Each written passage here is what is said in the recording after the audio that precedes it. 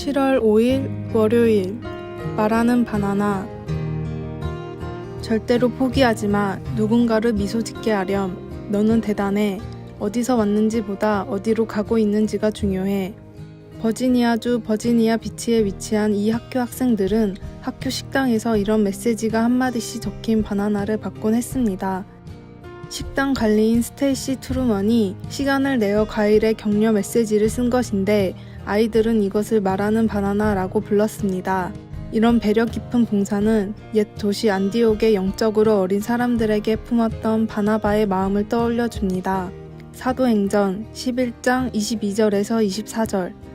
바나바는 사람들에게 자신감을 부여하는 능력이 있는 사람으로 유명했습니다.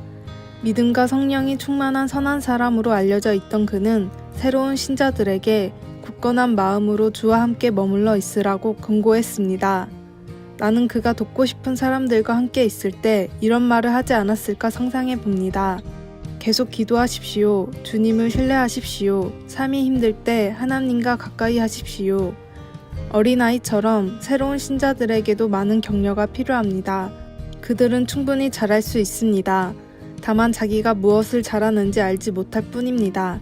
그들은 하나님께서 그들 안에서 그들을 통해 무엇을 하고자 하시는지 온전히 깨닫지 못할지도 모릅니다. 그리고 대적들이 그들의 믿음이 꼽히지 못하도록 종종 과도하게 작업하기도 합니다. 한동안 예수님과 동행하는 삶을 살아본 사람들은 주님을 위해 사는 것이 얼마나 힘들 수 있는지 잘 이해합니다. 하나님의 영이 우리를 인도하셔서 영적 진리를 생각나게 하실 때 우리 모두 서로 격려를 주고받을 수 있기를 바랍니다. 말씀. 그가 이르러 하나님의 은혜를 보고 기뻐하여 모든 사람에게 굳건한 마음으로 주와 함께 머물러 있으라 거라니. 사도행전 11장 23절. 찬송 430장. 주와 같이 길 가는 것. 기도. 오늘 저에게 격려가 필요한 사람을 보내주소서. 제가 무엇을 말하고 어떻게 그 사람의 필요를 채울지를 보여주셔서 하나님께 영광이 되게 하소서. 아멘.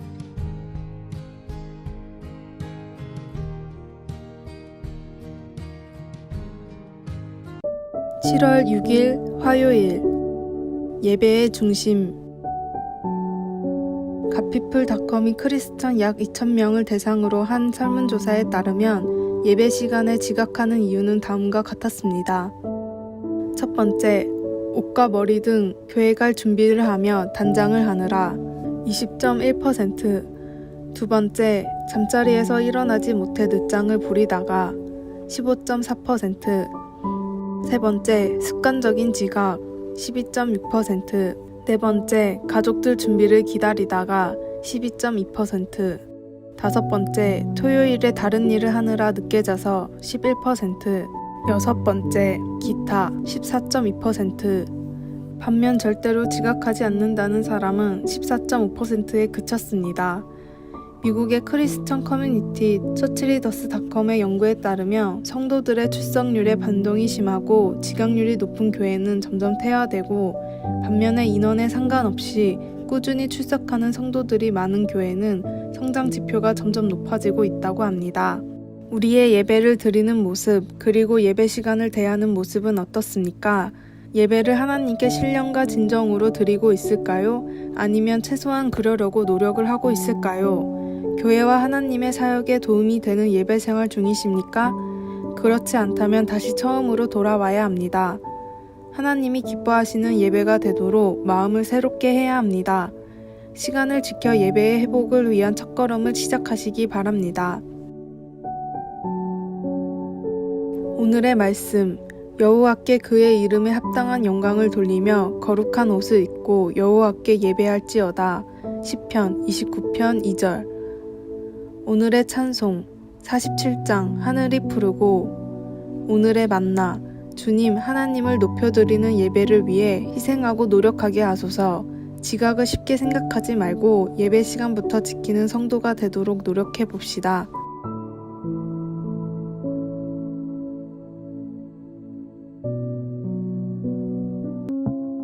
(7월 7일) 수요일. 새 힘을 얻음. 정신과 의사 로버트 콜스는 다른 사람을 위해 봉사하다가 지쳐 나가 떨어지는 사람들에게서 한 가지 유형을 발견했습니다. 그 첫 번째 경고 신호는 피로감입니다. 그 다음에는 일이 잘 되어 가도 냉소적이 되고 그러다가 마음의 응어리나 실망감, 우울증이 생기면서 마침내는 완전히 지쳐 나가 떨어집니다. 성경 말씀은 지쳐버리는 것을 극복하는 두 가지 전략을 알려줍니다.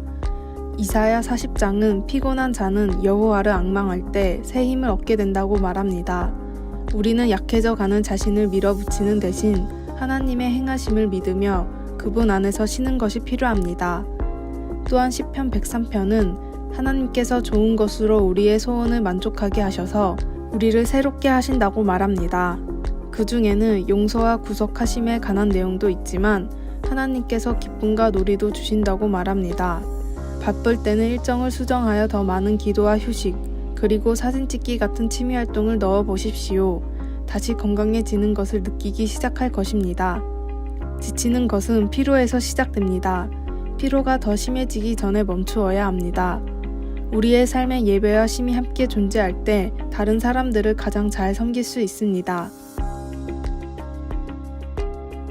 말씀, 여호와를 송축하라. 좋은 것으로 내 소원을 만족하게 하사. 시편 103편 1절 5절. 찬송 354장. 주를 앙모하는 자. 기도, 오늘 독수리처럼 힘있게 날아오르고 싶습니다. 나의 지친 상황 속에서 주님께서 일하심을 믿으며 영혼을 채우시는 주님의 선물을 기쁨으로 받겠습니다. 아멘.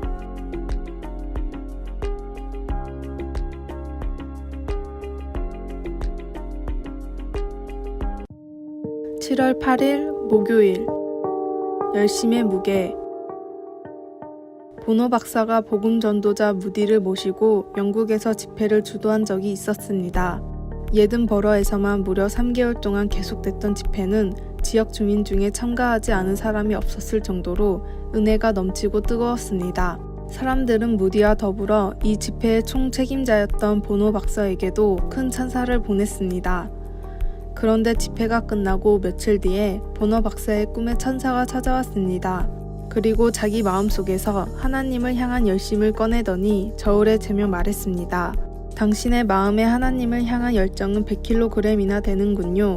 그런데 자세히 살펴보니 다른 사람보다 잘하고 싶은 마음으로 한 것이 15kg, 명예를 위해 한 것이 20kg, 자기 지역에 세를 얻으려는 마음이 15kg, 사람에게 믿음을 가시하기 위한 것이 30kg입니다. 하나님을 향한 순수한 열정은 20kg밖에 되질 않네요.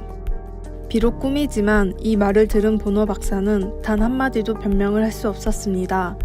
이윽고 꿈에서 깬 뒤 깊은 회개의 기도를 드린 박사는 이후로는 무슨 일을 하든 교만하지 않고 오로지 하나님의 영광만을 드러내기 위한 사역을 위해 끝까지 노력했습니다. 내 안에 모든 마음이 오로지 하나님을 향해 있지 않으면 교만과 자기 자랑입니다. 하나님을 향한 순수한 열정을 모든 일의 동기로 삼으십시오.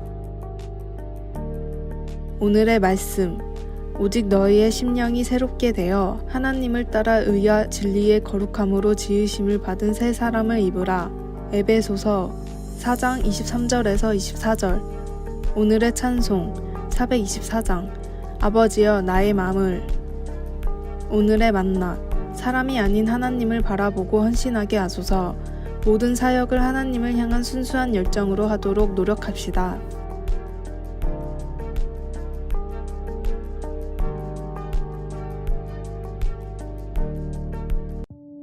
(7월 9일) 금요일.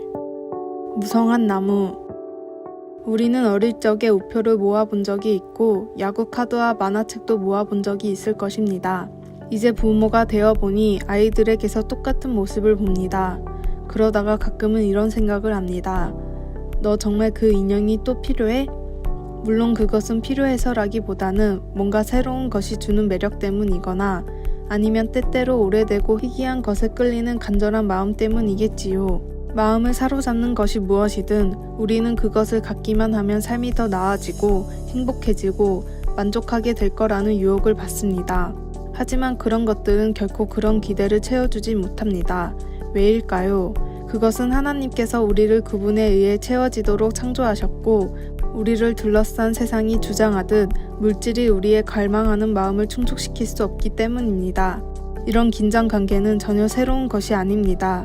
잠언서는 두 가지 종류의 삶, 곧 부를 추구하며 사는 삶과 사랑의 하나님의 기반을 두고 간대히 베푸는 삶을 대조해서 보여줍니다. 유진 피터스는 메시지 성경에서 잠언 11장 28절을 이렇게 풀어서 말합니다. 물질에 발친 삶은 나무 그루터기 같이 죽은 삶이고 하나님이 빚으시는 삶은 무성한 나무와 같다. 이 얼마나 생생한 묘사인가요? 두 종류의 삶, 곧 무성하고 열매 맺는 삶과 공허하고 메마른 삶. 세상은 물질적인 풍요로움이 좋은 삶이라고 주장합니다. 그와 대조적으로 하나님은 우리를 불러 그분 안에 뿌리를 내리고 그분의 선하심을 맛보며 풍성히 열매 맺게 하십니다. 우리가 하나님과 관계를 가지면서 빚어져 갈 때 하나님은 우리의 마음과 소원을 다시 빚어 우리를 완전히 변화시켜 주십니다. 말씀. 자기의 재물을 의지하는 자는 패망하려니와 의인은 푸른 잎사귀 같아서 번성하리라. 잠언 11장 28절. 찬송 431장. 주 안에 기쁨이 있네. 기도. 하나님께서 주신 좋은 선물에 감사드립니다. 세상의 물질보다 하나님을 계속 신뢰할 수 있도록 도와주소서. 아멘. 아래의 빨간색 글자 구독을 누르시어 더 많은 전도의 열매를 맺으시기를 기도합니다.